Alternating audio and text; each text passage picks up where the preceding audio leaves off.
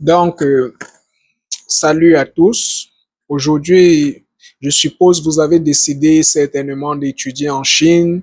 Maintenant, je vais vous donner une petite orientation sur les filières que vous pouvez décider de venir en Chine étudier pour une meilleure orientation scolaire. Parce que vous le savez, chaque pays a des filières dans lesquelles ils dominent, où ils sont excellents, où l'apprentissage est excellent et où trouver l'emploi est facile. Aujourd'hui, la première des filières que je vais introduire chez vous, c'est International Trade and Management. La plupart des étudiants, lorsqu'ils viennent en Chine, en général, ils ne savent pas quelle filière étudier. Aujourd'hui, je vous propose d'étudier le business international, en anglais International Trade, qui est tout simplement une filière qui va vous permettre d'apprendre le business en général. Pourquoi la proposition de cette filière? Vous savez, aujourd'hui, la Chine est un pays qui a réussi dans le business. C'est le numéro un dans le monde entier. C'est-à-dire, on a l'habitude de dire que la Chine est un pays qui n'a pas de matière première, mais ce qu'elle a, c'est son industrie. Et par son industrie, elle fabrique des produits à des faibles coûts de production. Et maintenant, elle a une industrie de vente. Ça veut dire, elle a besoin de la main-d'œuvre qui va l'aider à trouver des clients ou à faire des ventes, en fait, des sales. Et pour vous permettre d'entrer dans cette industrie, la première porte, c'est d'obtenir votre diplôme en Business International Trade. Donc, pour ceux qui sont déjà intéressés par ça, vous allez trouver en commentaire le lien vers mon groupe WhatsApp ou le lien sur comment nous contacter pour effectuer vos procédures. N'hésitez pas à nous contacter, nous faisons votre procédure rapidement et à des coûts qui va vous intéresser. La deuxième filière que je vais vous présenter, ce sont des filières qui vont dans le sens de l'ingénierie, que ce soit en computer science ou en mécatronique ou tout ce qui est ingénierie.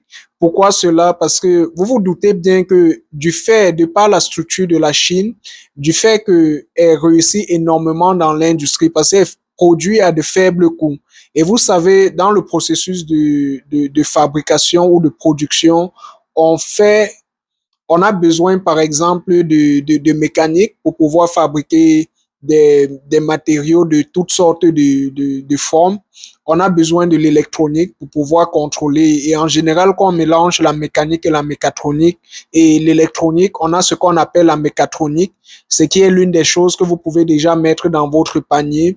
Il y a lorsqu'on entre, par exemple, dans la manipulation de ces appareils-là, on se retrouve en train de faire de l'électronique qui peut être soit du software engineering, qui va être dans la mise en place de ce qu'on va appeler l'apparence en fait des logiciels qu'on veut utiliser pour programmer, ou alors on va se retrouver avec de l'intelligence artificielle. Et vous savez, en matière d'intelligence artificielle, la Chine est aujourd'hui comme numéro un. C'est vrai, ce sont les États-Unis, mais ce que les États-Unis ont réalisé en intelligence artificielle, aujourd'hui, la Chine l'a réalisé en beaucoup moins de temps que les États-Unis, ce qui est une prouesse très énorme. La seule raison pour laquelle on n'entend pas beaucoup des prouesses de la Chine, c'est parce que, bien sûr, la plupart de leurs projets, ils le font d'abord pour eux. Et à cause de la barrière de la langue, beaucoup de personnes n'ont pas l'information.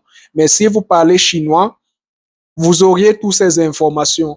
Donc, je vous conseille de venir en Chine pour étudier tout ce qui est ingénierie, qui va dans la mécatronique, qui va dans l'intelligence artificielle ou dans tous ces sens-là. Euh, une autre chose que je conseille aussi à des personnes d'étudier, pour ceux qui ont déjà fini leurs études, peut-être à l'étranger, peut-être dans leur pays, je vous conseille de prendre un programme de langue chinoise parce que aujourd'hui, en 2025, la langue chinoise est une langue qu'il faut à tout prix apprendre.